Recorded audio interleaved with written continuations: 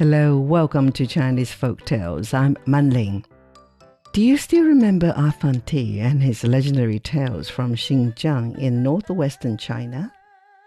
The man dressed in a long traditional robe and rides his donkey backwards with a brain full of clever ideas. He shows up from nowhere where wrongs need to be put right and where evil and greedy people need to be put in their place. His journey continues today, always with a new challenge, a new trick, and maybe, just maybe, a little more mischief.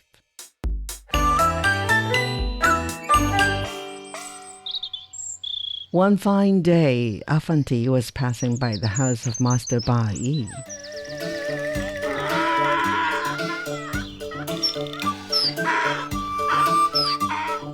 This greedy man is always trying to find as many ways as possible to make money by fair means or foul ones. Bai was sitting in his garden enjoying some chicken. He had the finest cooks in the land, and the smell of his food was irresistible. Attracted by the enticing smell, Afanti walked right up to Master Bai's gate. Ah, such a delicious smell. Bai spotted Afanti from the corner of his eye. Before making any moves, he finished every single morsel of his meal, slurping every bone with noisy delight. Then, with a satisfied sigh, he set down his bowl, wiped his mouth, and strode over to Afanti, smiling like he had just come up with a very clever idea. Afanti, you owe me money. For what? You just enjoyed some of the meal I had. I pay a lot for my cook, which is why my meal smells so good. And good smells don't come cheap. What do you mean, Master Bai? I didn't eat any of your meal. I've been standing here the whole time, just breathing like anyone else. Well, won't you agree that the aroma of a fine meal is an important part of its enjoyment? Yes, of course. Sometimes the smell of food can be as good as the taste. Then you agree with me that by standing here and enjoying the smell of my chicken, you have benefited from the meal that I just paid for. Afanti thought about this for a few moments and then smiled broadly. He reached into his saddle bag and pulled out a big bag of money. He shook it around a few times so that the coins jangled loudly. Master Bai reached out to grab the bag, but Afanti snatched it back just in time. Not so fast, Master Bai. I have just given you the payment for the smell. What? What do you mean? Wouldn't you agree that hearing the sound of jiggling coins is part of the enjoyment of being wealthy?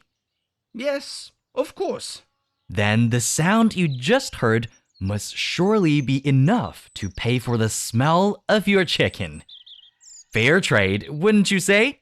Now, if you'll excuse me, I'm off to buy some real lunch.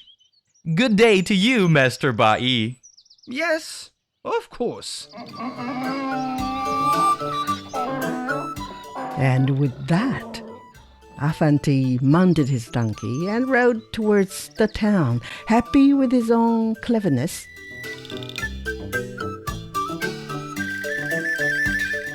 Master Bai, however, remained behind, shaking his fist at Afanti's departing back, furious over having been tricked.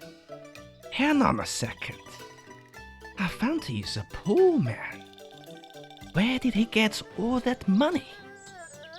Hey, Afanti! How come you have so much money? But Afanti just rode on, pretending that he hadn't heard. Master Bai, curious and maybe more than a little jealous, grabbed his coat and hurried after him.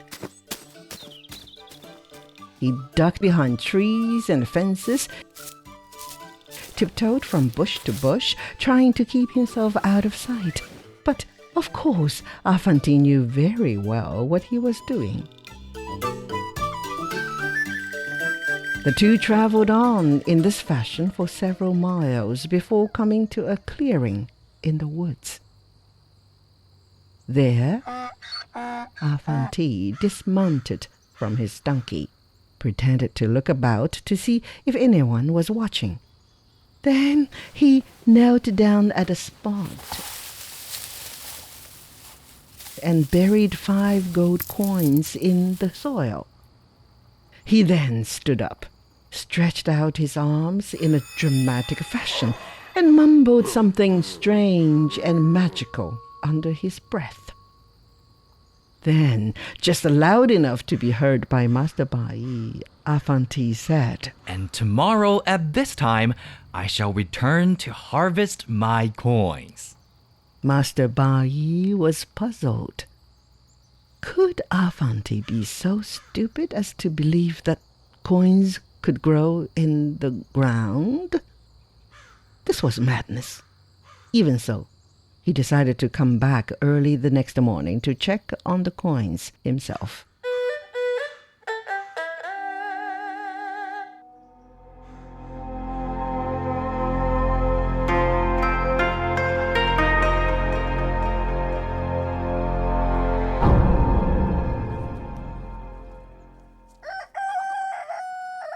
Now, where were they?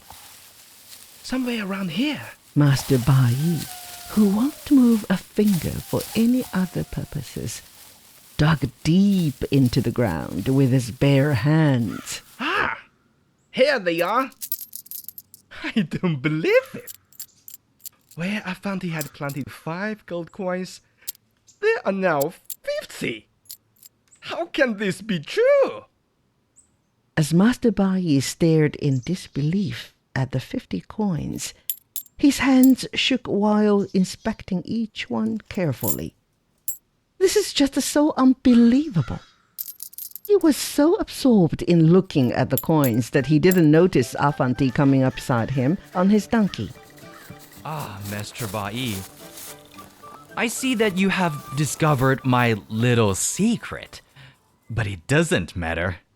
Seeing Afanti, Master Bai reached into his own pockets and pulled out all the gold coins he had and instructed Afanti to plant his money for him right now, right here. Make my money grow. Make me rich.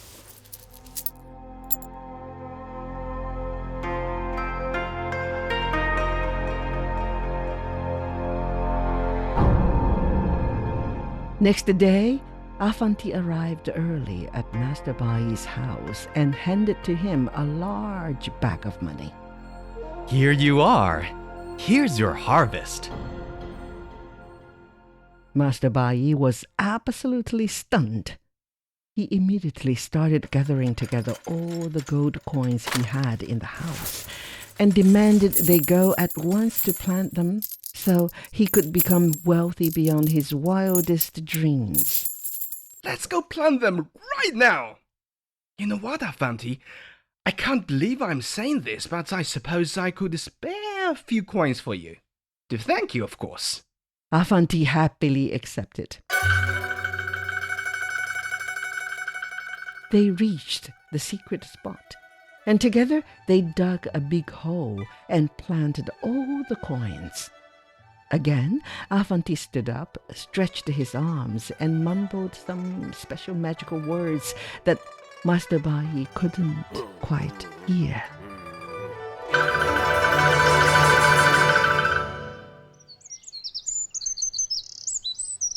But, Master Bai, the incantation must be recited twice for it to work.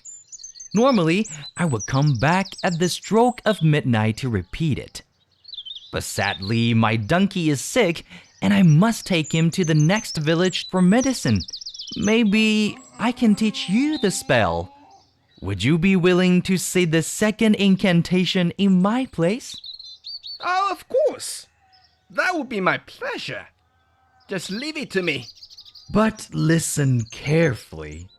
It must be recited exactly at midnight.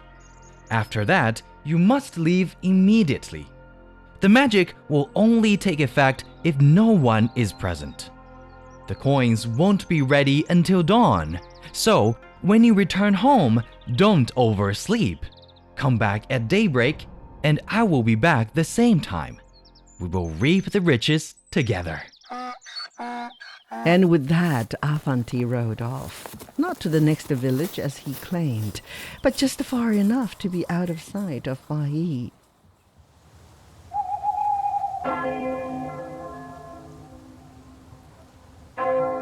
Sure enough, when the clock struck midnight, Master Bai returned.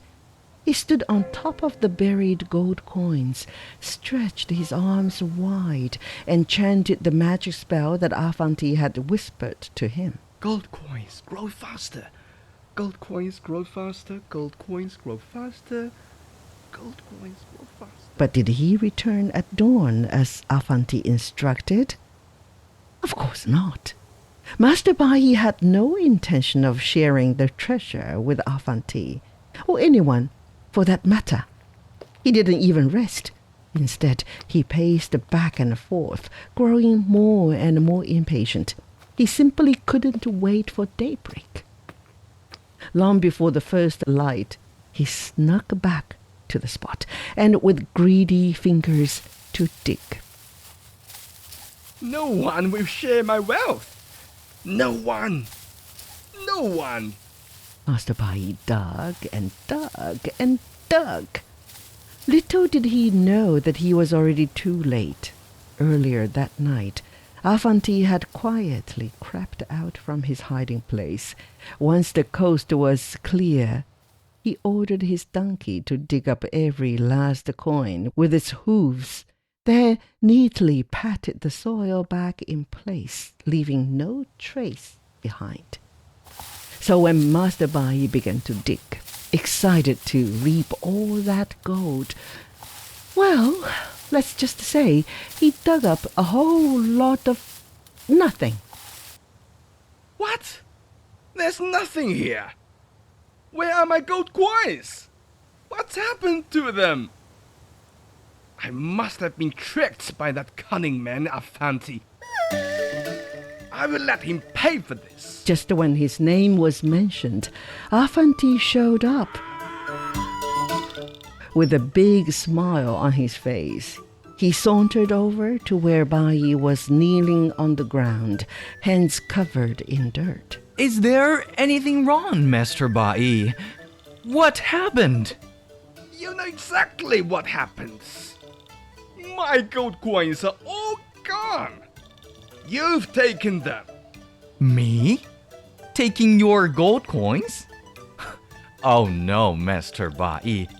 You must have started digging too early. I warned you, didn't I? Chant at midnight and harvest at dawn. Magic is a delicate thing, you know. Timing is everything. Good day to you, Master Bai. Good day. Master Bai could jump up and down all he wanted, but his coins won't grow out of the ground this time. Afanti took the money he'd dug up and handed it out to all the poor villagers. And guess what? That money was wealth that Bai had squeezed out of the poor villagers in the first place.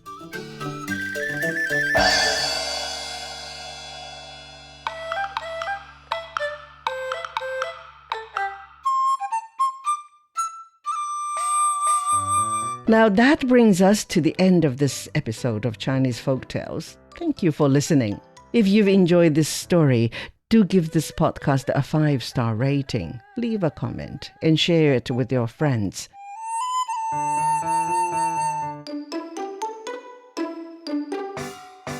To hear more stories like this, please subscribe to Chinese Folk Tales wherever you get your favorite podcasts. Bye for now.